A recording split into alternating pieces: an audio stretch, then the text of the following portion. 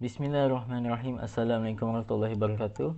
Saya Muhammad Syafiq bin Khairuddin dan sempena pertandingan PDPC Didik Hibur untuk sekolah rendah, saya dan adik saya Muhammad Syamil bin Khairuddin telah melaksanakan pertandingan OSMAT iaitu Operasi Matematik. Okey, jom kita tengok apa itu OSMAT. So, OSMAT ni dia merupakan kad permainan melibatkan operasi asas seperti tambah, tolak, darab dan bahagi.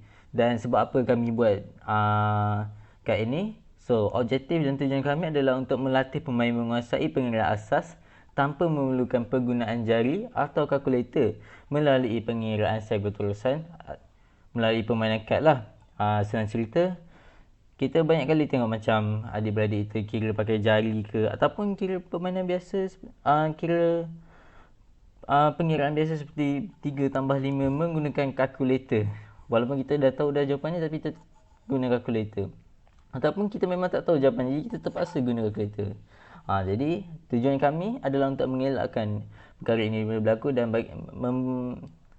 memberi pelajar supaya biasalah untuk mengira benda-benda asas. Contoh macam kalau darab pun samalah, macam 3 darab 6 ke, takkan kita nak guna kalkulator lagi kan.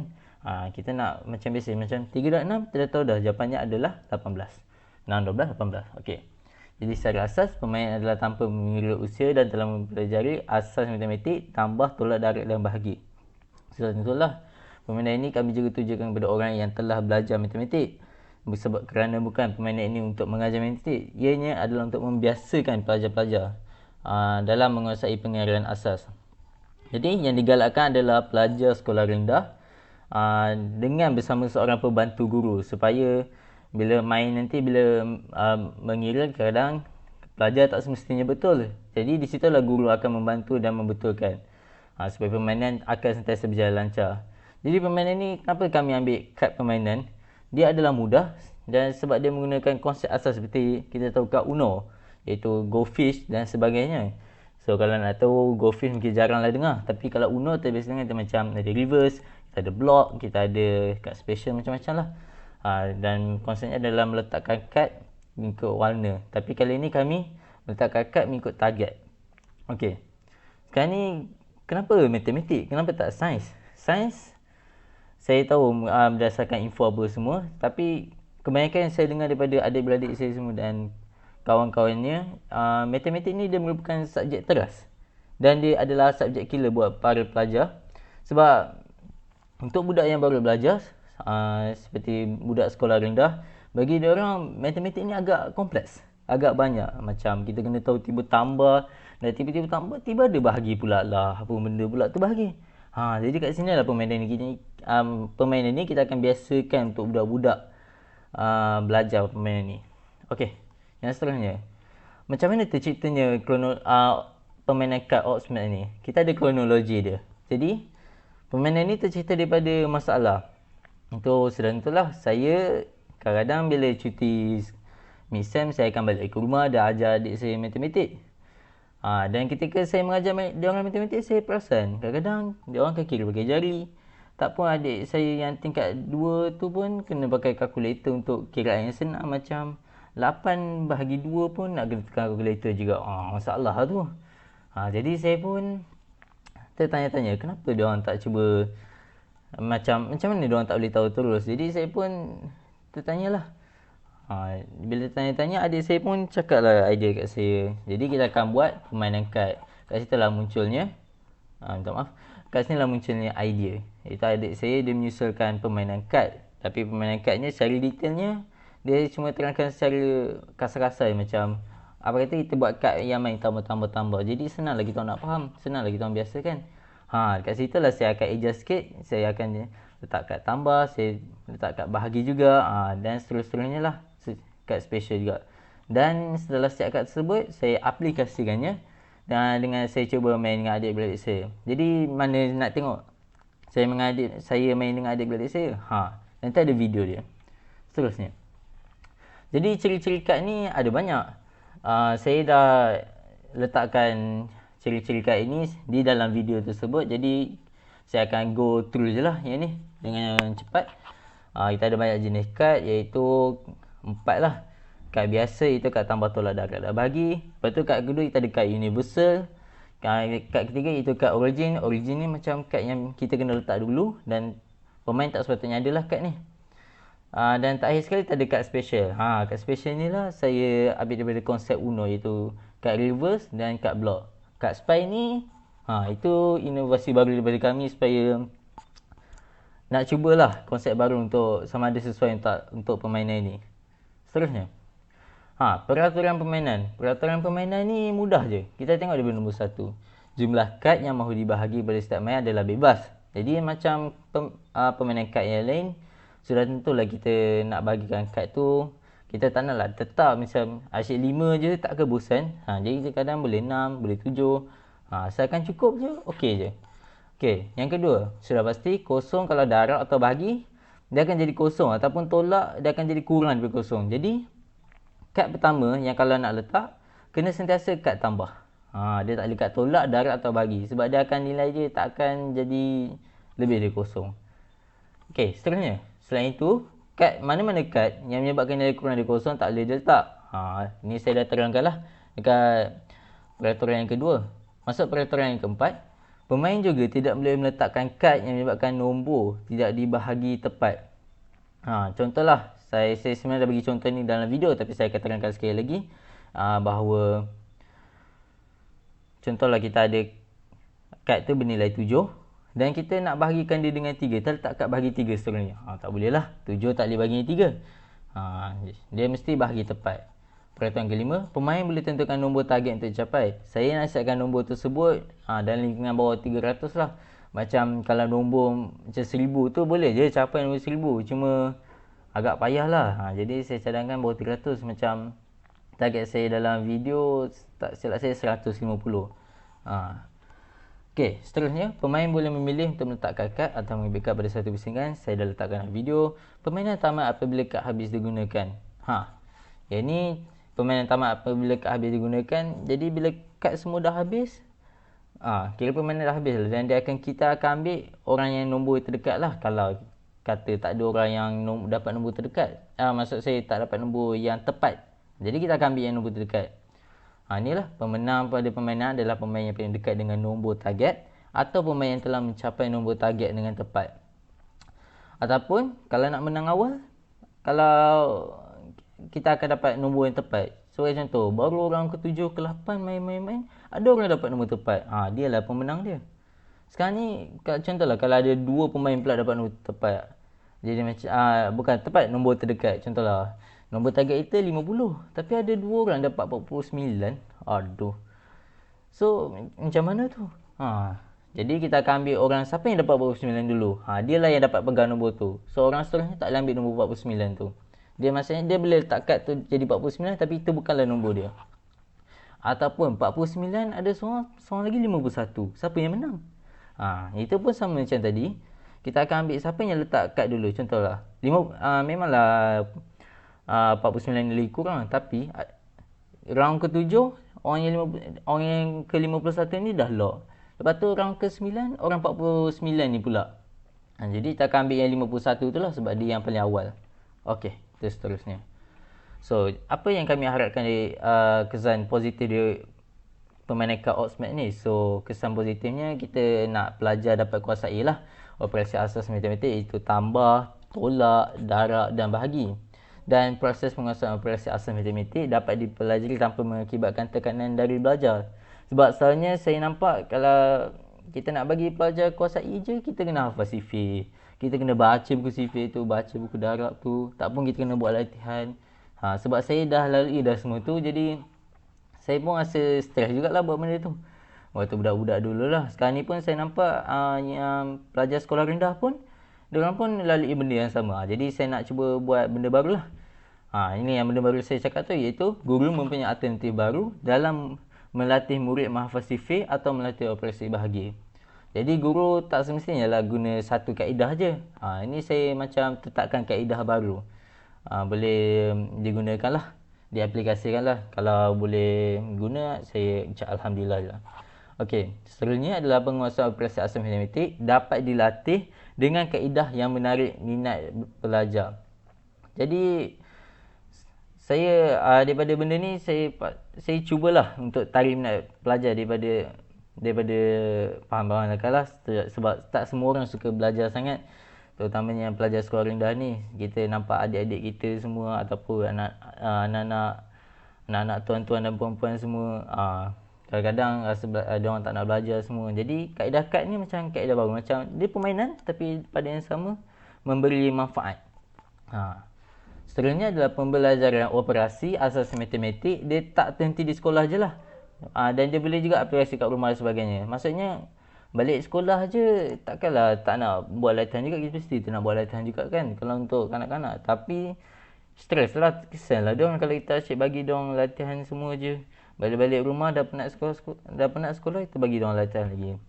Kat sini lah permainan kad ni datang, supaya dia tak rasa stres sangat dan kita boleh main macam 1 round je, 2 round je, supaya tak lama sangat dan dia menyeronokkan. Okey, seterusnya harapan kami. Jadi saya dengan adik saya Syamil, Syafiq dan Syamil lah. Saya Syafiq, adik saya Syamil. Kami amat-amat berharap bahawa permainan ini dapat membantu para pelajar yang mengalami masalah atau lemah dalam penguasaan operasi asas matematik. Sebab saya sendiri pun faham, sebab saya pun pernah di zaman yang saya lemah matematik. Jadi saya berharap benda ni dapat tolonglah adik-adik di luar sana yang baru belajar matematik ni ataupun tengah cuba menguasai matematik. Kami juga berharap bahawa permainan ini dapat meringankan beban buat para guru yang mengajar di sekolah dan buat para ibu bapa yang mendidik anak dari rumah. Jadi dapatlah kurangkan beban tuan-tuan dan perempuan semua. Sebab banyak cara kan, saya faham banyak sangat cara yang kita cuba untuk pastikan pelajar tu untuk sentiasa dapat catch up dengan matematik ni. Jadi ini adalah salah satu alternatif yang saya cuba ketengahkan buat para guru dan para ibu bapa cuba untuk kepada anak-anak. Dan sudah pasti juga kami juga ada satu tujuan je dalam PDPC Didik Hibur Murid, iaitu untuk membantu setiap para pelajar berjaya. Saya terlupa perkataan berjaya di sini. Berjaya dalam cabaran pelajaran dan berjaya juga dalam hidup. Amin. Dan segala kekurangan kami mohon maaf dan akan cuba perbaiki pada masa hadapan, kerana setiap manusia tidaklah sempurna dan mana yang kurang itu datang daripada saya dan mana yang baik itu datang daripada Allah. Dan semoga tuan-tuan dan puan-puan dapat melayari video tersebut dengan hati terbuka. Dan dengan ini saya sertakan sekali video yang akan datang. Video ini tak lama je, mungkin dah 5 minit, 6 minit, menerangkan pasal peraturan permainan ini dengan secara lebih detail. Saya harap tuan-tuan dan puan-puan dapat enjoy lah tengok video tersebut. Saya dah cuba editnya sehabis baiknya. Okay, mana-mana yang rasa kekurangan tu saya terima dengan hati terbuka. Oleh itu saya mengucapkan sekian, terima kasih. Assalamualaikum.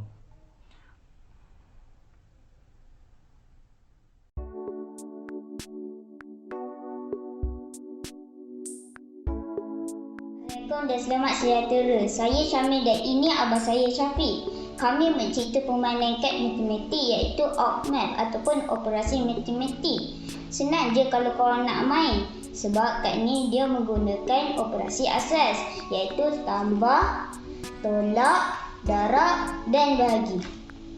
Nombor yang terlibat pun adalah nombor yang kita semua selalu dengar di sekolah rendah, iaitu 1 hingga 12 untuk darab dan bahagi, dan 1 hingga 15 untuk tambah dan tolak.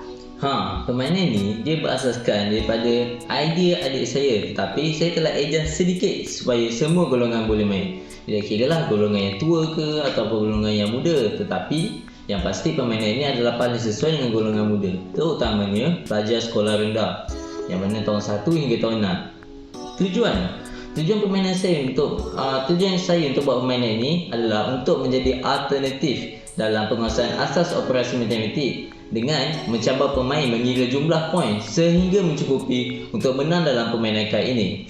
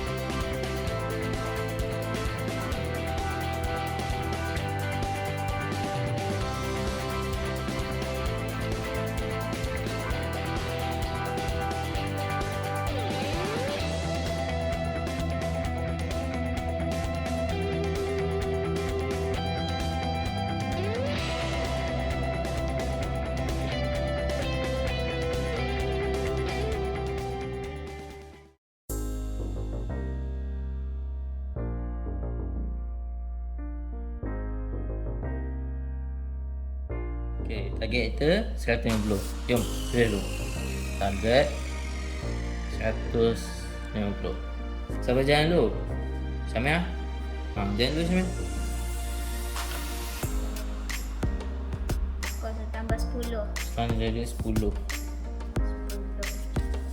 Alia jalan. Darab 7. 10 darab 7. Sekejap. Darab 7, 70. Darab 7, 70. Senang je ni. 70 lah. So sekarang 70. Abang tak apa kan? Tak reverse lah. Alia jalan. Darab Dapat 4. 70 darab 4. 70 darab 4. 04, 074, 28. So 280. Sekarang ni 280. Meja jalan. Bagi dua. Bagi 2. 280 bagi 2. Yang ni abang senang je. Kau mau tak sini? Satu. Ni tak bagi 4, 0. So 140 sekarang ni. Oh, lagi 10 nak capai ni. Abang jalan kan? Dapat tak ada? Belum lagi. Buat dulu. Okey, dah. Dapat 140 kan? Okey, sekarang abang tak tambah 12 lah. Tambah 12 apa? 12 tambah 12. 152.